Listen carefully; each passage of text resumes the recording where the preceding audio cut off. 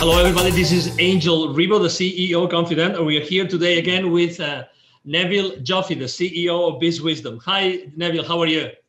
Hi, Angel. Yeah, great. Thank you. Awesome. So we're here today again to talk about another of your chapters, another of the chapters of your book, The Baker's Dozen Rules of Highly Successful Business Operators. And let me tell you, since I read your book, this chapter has especially impacted my life. And you will understand why. The title of the chapter is So What? So there's so many people that brag about so many things, not only at the business level, but also the personal level, that so what? So what does that really represent? So let's go down to business. So first of all, why do you think that knowing the business implications of someone's, of a business operator, of a C-level operator, business decisions is so important and relevant today, Neville? You know, Angel, people tend to, and this is another chapter title we'll talk about another time, people tend to look at numbers in isolation. Okay. So in today's terms, there are so many moving parts and so many things that are changing all the time that it's important for business operators, leaders, etc., and executives in companies to understand the implications of certain decisions without looking at them in isolation. They cannot afford to look at in isolation. So, you know, even for example, we say, well, people have to work remotely. You might say, like, so what? How do we deal with this? How do we turn a lemon into lemonade?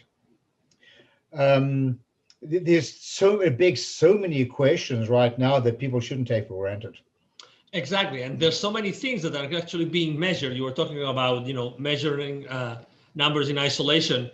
So, or considering numbers in isolation. So, there's lots of things that have been going on right now. Every single company in the world, we are in October 2020. Every single company in the world has to do more with less. Mm-hmm. So, if they don't start consistently to say, so what? What I have been doing for so many years. So what? What might happen that it's today so much more relevant? So I'm going to answer your question in a bit of a roundabout way. I have a philosophy that nobody washes a rented car because there's no sense of ownership. And it's very hard when people are working remotely, where you don't sense and feel the culture and draw each other's energy.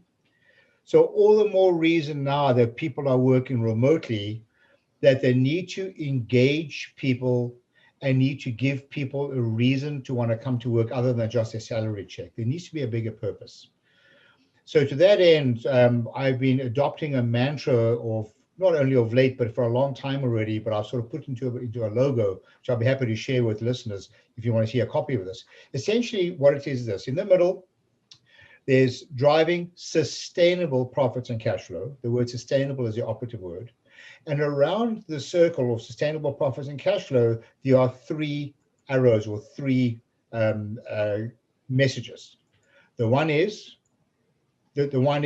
accountability. It's the first one. You want to hold your people accountable for their actions because people should be accountable. They have a responsibility. You need to engage them and you need to educate them. But it's not fair to hold them accountable if you don't educate them. And if you educate them, then it's reasonable to get them engaged. So to get people engaged in processes takes away this whole notion of the so what, because they don't see numbers in isolation. People will say, well, my revenues are up, and they'll say, okay, so what? What about the profitability? What about cash flow? They may say, well, we've hired more people, we're doing great. We'll say, so what? Maybe we're not being as efficient as we should be. People start thinking at a deeper level, always with a single reason why we're in business, is to drive shareholder value. And everybody should be engaged in that conversation, especially now that they're working remotely. So they don't see their own jobs in isolation. Their job is part of a bigger purpose. Exactly. This book, this is the cover of the book, every single chapter has a very, very interesting structure.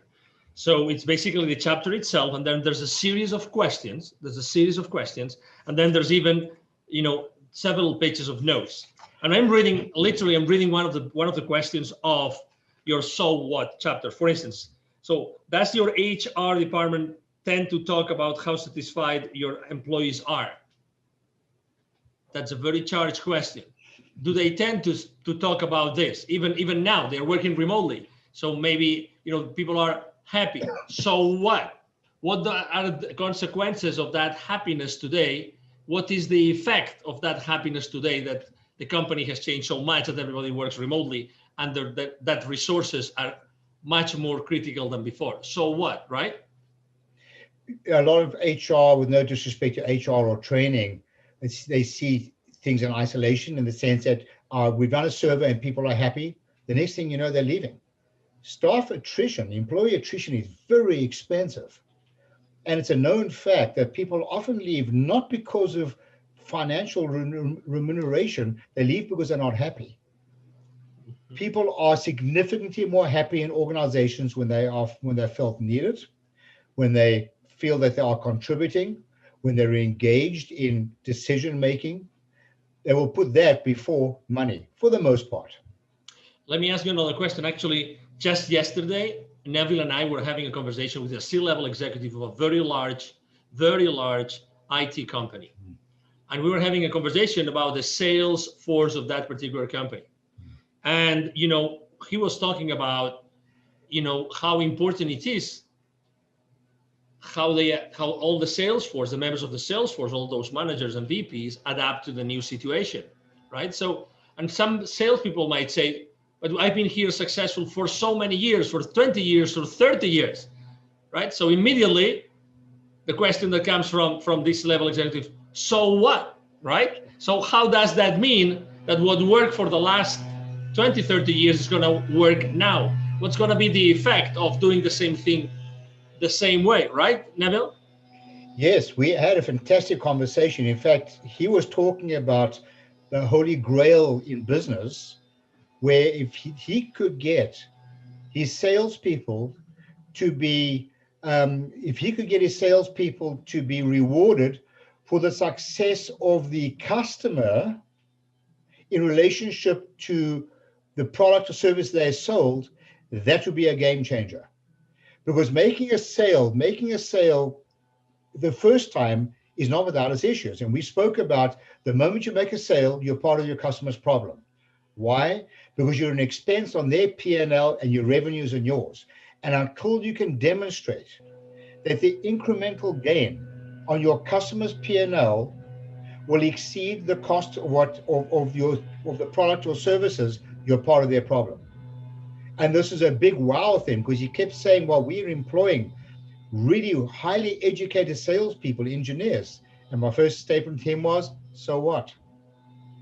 Are they selling profitably, not only for your company, but for the customer? And then he came up with this idea, we should be celebrating the success and profits of the customer. So the whole notion of so what triggers a whole lot of other questions. And everything should lead back to another chapter in the book. We'll talk about it another time, is win-win. It's got to be a win for you, but it's also got to be a win for your customer, and you have to prove it. Otherwise, you're part of their problem, not their solution. Absolutely. So, Neville, if the people that are listening to us or watching us today, if they would like to know more about that, what's the best way to connect with you? I mean, just email me, Neville, Neville, at bizwisdom, bizwisdom.com. In fact, if you send me a note, I'll be happy to send you a list of the actual questions for each chapter in a soft copy. You can use these to ask some of your employees. I think you can have some very colorful conversations. You bet, absolutely. So thank you very much, Neville, for being with us today. It's been a blessing. You're very welcome, Angel, anytime. Absolutely, thank you. And again, to everybody watching us, thank you very much for being with us today. I am sure that you have enjoyed this conversation with Neville Joffe, the CEO of BizWisdom, as much as we have. And see you soon in our next conversation. Have a wonderful day. Bye-bye. Thanks. Bye now.